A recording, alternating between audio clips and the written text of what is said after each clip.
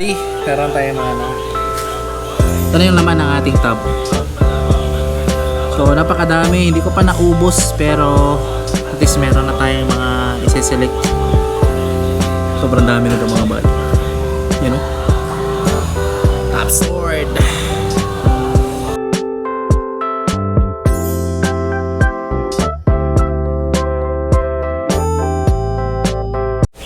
Yo, what's up mga buddy? Welcome back sa ating channel. For today's video ay mag-Gapi Farm update tayo mga buddy. Pero before yan, papakita ko muna sa inyo yung setup natin sa actual show na gaganapin ngayong start ngayong February until December. So ito na yung setup natin mga buddy. Ayan. So total of tanks is 135 pieces yan mga buddy. 5 layer stand, and then yung gamit natin na tank is beta tank, pero naka side view siya mga buddy. Ayan, so kulang na lang ito ng piping for air controller para sa ating mga air pump, I mean sa mga air hose, and then ayan, pwede na natin gamitin. Hindi natin lagyan ng ilaw kasi maliwanag naman dito mga buddy. And then mostly sa mga show is kung aabutin man ng gabi, mga 6 o'clock, matatapos na rin yan mga buddy. Tapos meron naman tayong mga provide na mga flashlight para sa ating mga judges. And then for the tables, meron tayong ilaw na LED LED na anong tawag ng fluorescent. So ayan siya mga buddy, setup natin yung liga natin sa Gapi. So sumali kayo mga buddy para ma-experience nyo yung monthly show, yung liga ng Gapi mga buddy. Mini show lang to siya mga buddy, pero pag kalaunan, pag maganda yung outcome nitong show na to mga buddy, is itutuloy natin to next year. Sa ngayon is transition pa lang, kaya eto pa lang yung nilagay natin dito. Pwede naman lagyan dito kung sakaling makulang tayo sa tanks, kasi meron naman tayong naka-reading tank. Kulang na lang is yung ating metal stand. Pwede natin pagawan dyan ni Buddy Roach kung sakaling lumakas yung ating show mga buddy. For the meantime, yan lang muna yung 135 pieces. So ayan, i-update ko kayo dito sa ating mga show ay mga ginugroom na isda. Meron tayo dito mga Singa Blue. Ayan, lalapad na mga buddy oh.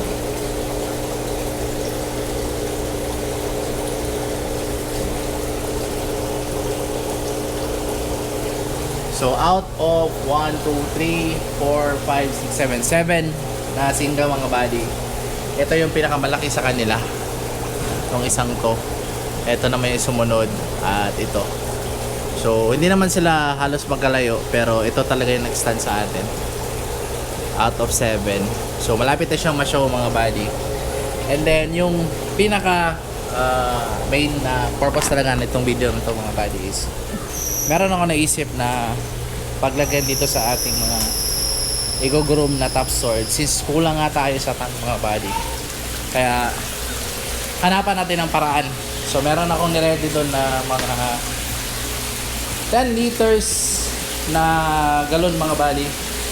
Yun yung paglalagyan natin itong mga top sword natin. Ayan, sobrang dami. Meron din dun sa kabila mga buddy oh. Ito is malaki na, pwede nang i-select. Ayan siya. So kukunin natin yan lahat kung kaya today. Pipili tayo ng mga i-groom, tapos dadalhin ko kayo doon sa mga pinaplano nating paglagyan nila. Ito is low budget setup lang mga buddy, and I think effective to kasi na-try ko na to dati, yung hindi pa ganito kalaki yung farm. Yung dati pa lang na konti pala yung ginugroom ko, effective siya mga buddy, kaya ngayon gagamitin natin ulit yung ganitong klaseng method ng pag-groom. So balikan ko kayo mga buddy. See ya! So dito tayo mga buddy. So dito yung setup natin ng beta. Yan si Danny Blue.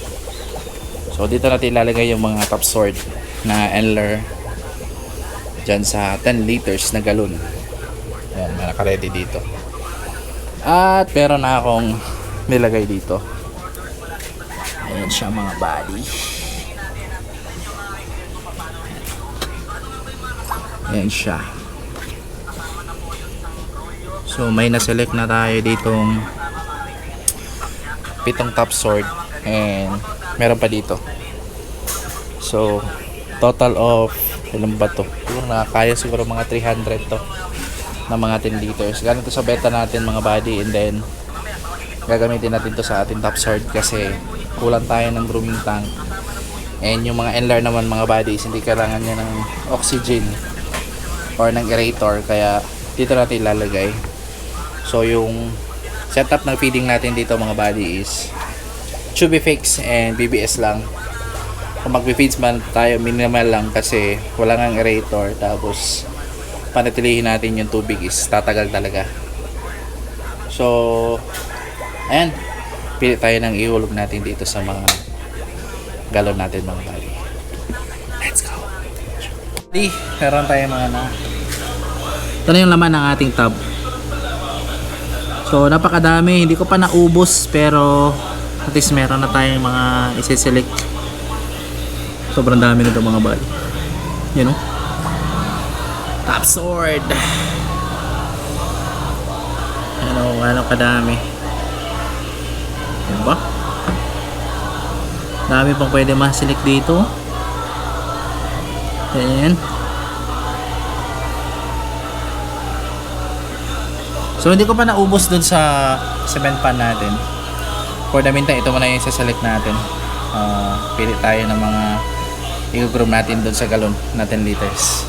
So balikan ko kayo pag meron na akong mapili dito sa mga ating top sort. See ya! Meron na tayong mga naka-reading lagayan. Pero hindi nga lang lahat. Tapos ito yung mga na-select natin. Sobrang dami mga body. And random grooming lang to mga body. So isa-isa natin itong ilalagay. Ayan. And yun na nga, try lang muna natin to kung mag-work. And yung mga NLRs naman kasi yung mga bodies, di kailangan niya ng air pump. As long as napapakain sila and nalilinisan yung kanilang mga lalagyan, is goods na yan. So kukulangin itong mga niready natin. Akala ko nasa mga 20 lang piraso, pero sobrang dami pa nito. Nasa siguro sa mga 50 mil to. And ano ba to? Iuna lang muna natin itong mga nalagay na natin. Ayan. So meron na tayong nalagay doon. And then mamaya pag uwi ko, kasi magpapaship pa ako ng isda ngayon, isang box lang. Ito naman yung susunod dito hanggang dun sa second layer, and then sa lahat na is malagyan natin. So yung cycle na pakain natin dito is puro live food lang kung magpi-feeds man tayo, pero hindi lang masyado.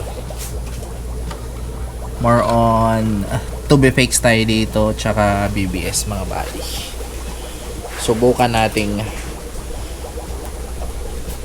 banata ng live food para mabilis natin mapalaki yung ating mga top sword. And then yung cycle ng paglinis nito, since hindi tayo gagamit ng feeds masyado, yung cycle ng paglinis nito is once a week. Pero hindi na tayo magsasiphon, palit na agad ng tubig mga buddy. Tapon tubig, tapos palitan natin ng mga nakastock dito sa drum. May mga nakastock tayo dito.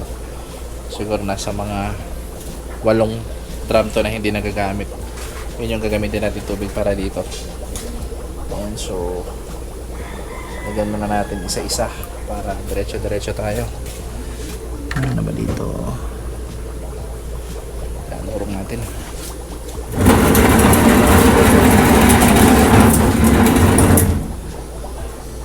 Balikan ko kayo mga buddy.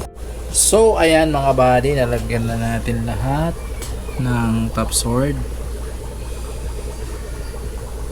Ayan. Tapos dito din napuno na natin tong first layer ng ating 10 liters na galon, yung ating mineral water na 10 liters. Ayan, so marami pa tayong lalagyan mga buddy hanggang dyan sa dulo. Kasi yun yung nilagyan natin ng mga giant bettas. And hindi siya nag-work mga buddy, kaya lagyan natin ng mga endlers na gapi. Baka sakaling magamit natin for show. And tingnan natin kung mag-work siya. Pero I think mag-work naman. Since wala nga itong aerator, bawasan natin yung pagpapakain ng feeds. Gawin natin more on live food, chubby tsaka BBS. More on BBS to, tapos at least twice a week na mag-chubby tayo. Konting-konti lang din mga buddy, yung sakto lang na maubos nila. Pero pag meron pa, hindi mo na natin papakainin ng chubby, more on BBS lang. And then yun nga, sa pagpapalit ng tubig, at least once a week, hindi na natin sasayponin, papalitan na agad natin ng tubig. So I think yun lang mga buddy. Meron pa tayong natira dito ng mga naselect dito, madami pa. Then babalikan ko na lang yan mamaya kasi kailangan natin umalis. Bibili pa tayo ng gagamiting ingredients para sa feeds natin kasi naubusan tayo. And then kailangan natin magpa-ship. Isa nga lang yung pa-ship natin today. Sakto pa downtown kami. Bibili natin kami ng mga ingredients para sa feeds na gagawin natin. And then dito, babalikan natin ito mamaya para sa i-groom natin na top sort kasi sobrang dami pa dun sa tub mga buddy, and for sure di kaya ng ating aquarium na i-provide yung lahat.